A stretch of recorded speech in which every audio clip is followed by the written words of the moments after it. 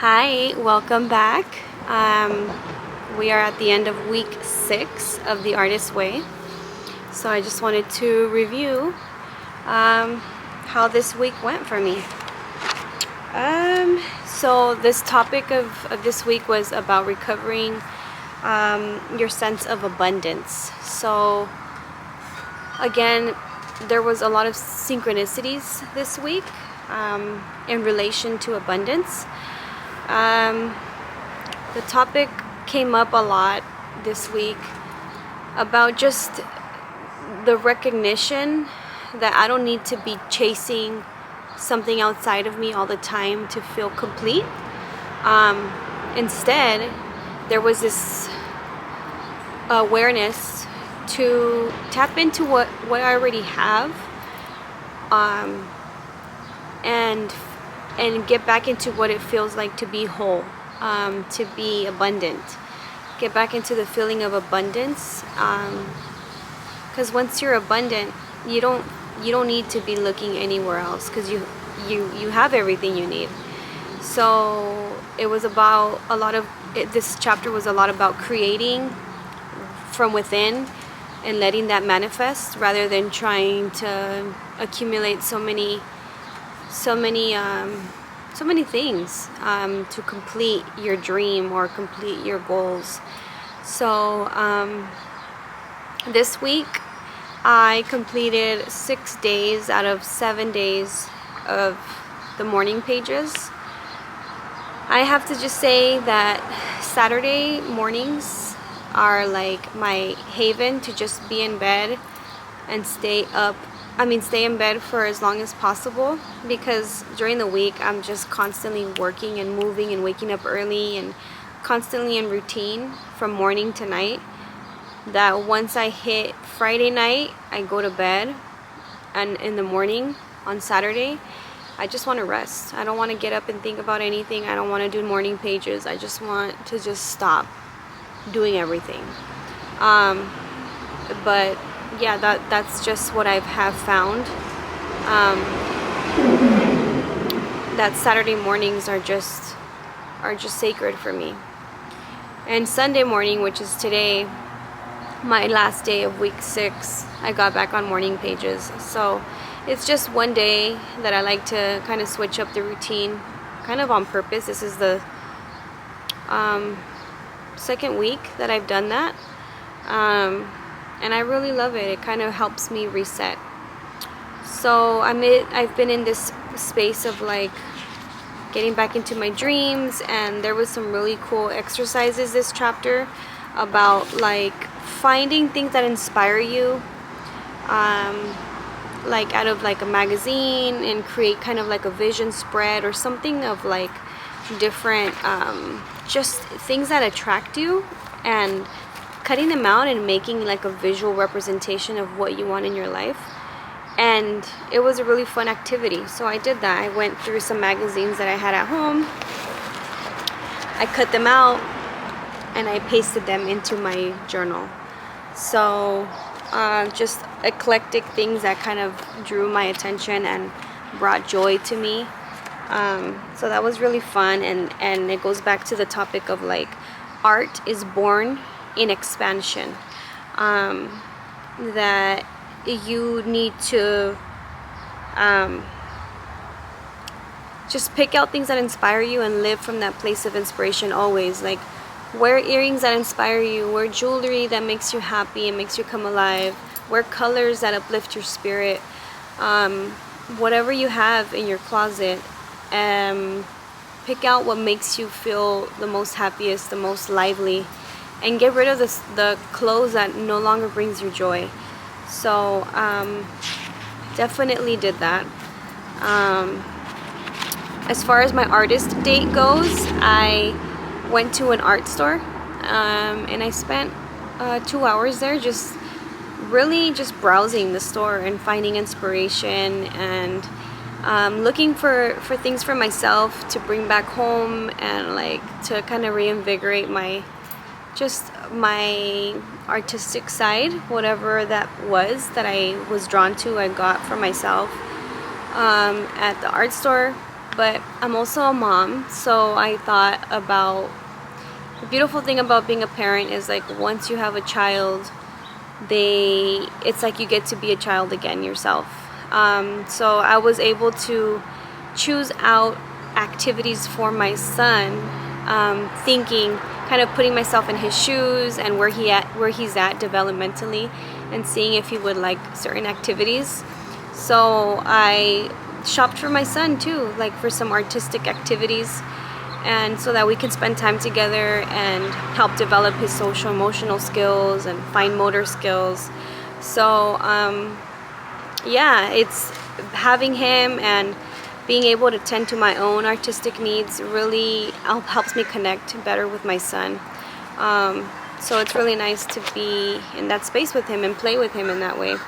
So that was my artist date. But here I wrote down some observations.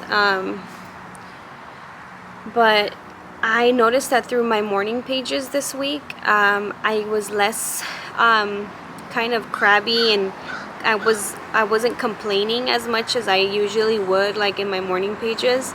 I think during this week too, I started to revisit podcasts and YouTube videos around the quantum field, and like you have to be a certain way within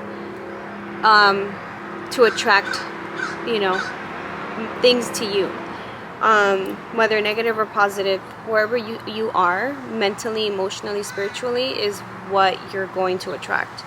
And Dr. Joe Dispenza is a big speaker on this topic. So I started revisiting his episodes, and it was just perfect because he talks about waking up in the morning and being aware that our mind and body, they are a record of the past. Generally, we're constantly repeating old patterns, old beliefs, and we have to just like anything else, things need to be like a new habit needs to be formed if we want to feel different, be different, and attract, better things for ourselves in our lives. So that mentality of like waking up in the morning and being aware of how I'm feeling and how I want to feel in the future or in my day to come really helped me to approach morning pages differently. So rather than complaining on my pages, I started to write about like what would my life look like if I'm whole. What would my life look like if I'm abundant? What would my life look like if I had everything I needed? So I started to like just open up to the possibilities of feeling different in a way that invites new energy, new possibilities into my life, synchronicities. So I really enjoyed this week in that way, that I felt like I was more intentional with my morning pages. I was like, okay, how do I want to feel? Rather than what am I feeling right now? Because what I'm feeling right now, yeah, it's good to write about it, but it's like, is it gonna get you anywhere? Like, let's change that. If you're able to change it and you're able to like negotiate and be like, okay, well, I'm feeling this way, but I don't want to continue feeding this energy or this feeling. I want to feel more high vibrational feelings, like happy, hopeful, grateful, rather than afraid, worried, stressed out. Like being able to be aware of those feelings just opens up new possibilities and new directions for you in life, especially if you're trying to find like a creative outlet, or you're trying to figure out which way to go in life and you don't know the answers, or trying, instead of over analyzing like, oh, these are the steps that I need to do to get to A, B, and C, instead of like leaving it all to you and overthinking, just like telling yourself, I'm opening my heart, I'm opening my heart to accept new opportunities. Show me how I need to be guided. Give me a sign. How do I know that I'm being guided? So like last week, I had a lot of questions about exactly that. Like, how do I know if I'm being guided or not? How do I know if I'm in the right place? And this week feels more like trusting that I'm gonna be vulnerable right now, and I'm gonna trust to be receptive and to see the signs that are guiding me along in my journey. Because there's so many routes to where we want to go, but if you allow yourself to be like attentive to where you want to go, and at least the signs that you're asking for, is like, it's important to be aware of, like, you have to have intention and attention, like Dr. Joe Dispenza says. If you don't have intention or attention for a thing that you want, then it's really hard to really go somewhere. You have to be aware of what you want, and pay attention to when you're going back to old thought patterns that aren't serving that path that you want. So it was a lot of awareness and recognizing when things just don't seem, they're not ringing, or they're not aligning to a path that feels right for you. So it's a lot of awareness. There's a lot of awareness happening this week to recognize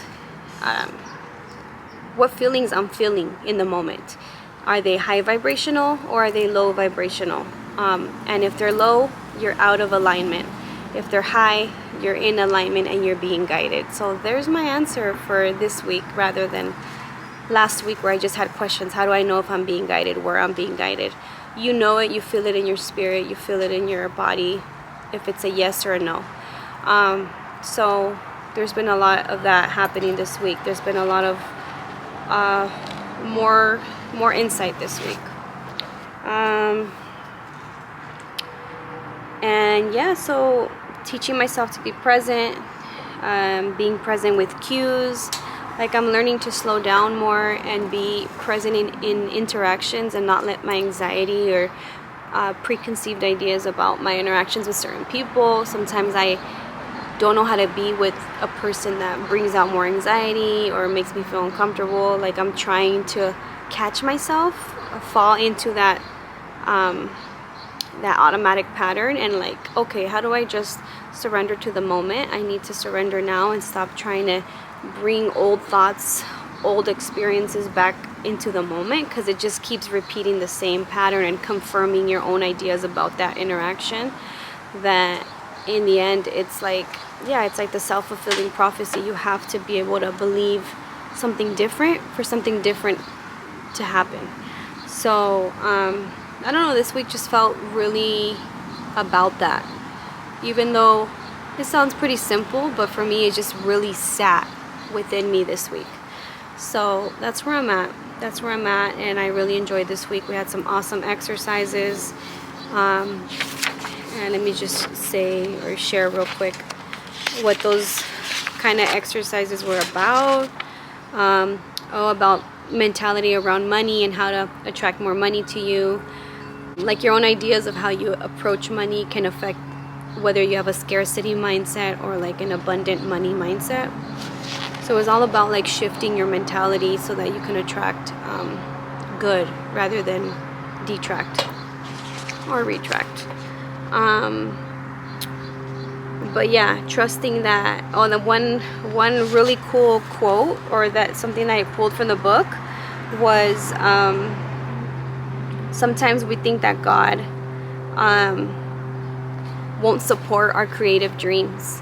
God wants you to be holy and giving at all times, and kind of put yourself on the back burner. And I myself have adopted that idea, where I feel like my own dreams are kind of selfish, and maybe I shouldn't be playing and thinking about a longing that seems practically impossible in this time in my life.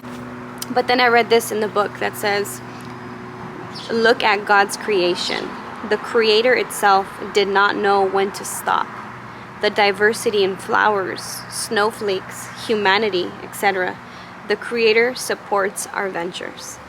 And that was really cool to read that. Like, wow, yeah, that's true. God is a creator. God has created so much diversity. Everything you see around you, there's just immense diversity, because He allows Himself to create, or the universe is just ever creating. And I'm just like, I am the universe too. I can create. I can allow myself to create. And that gave me like a huge permission to do that, to do life differently.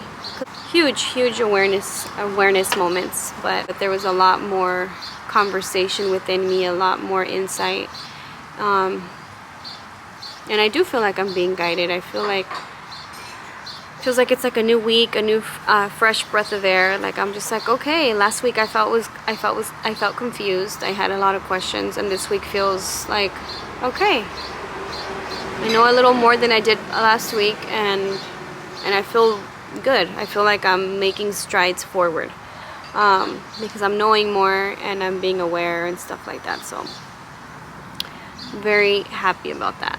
So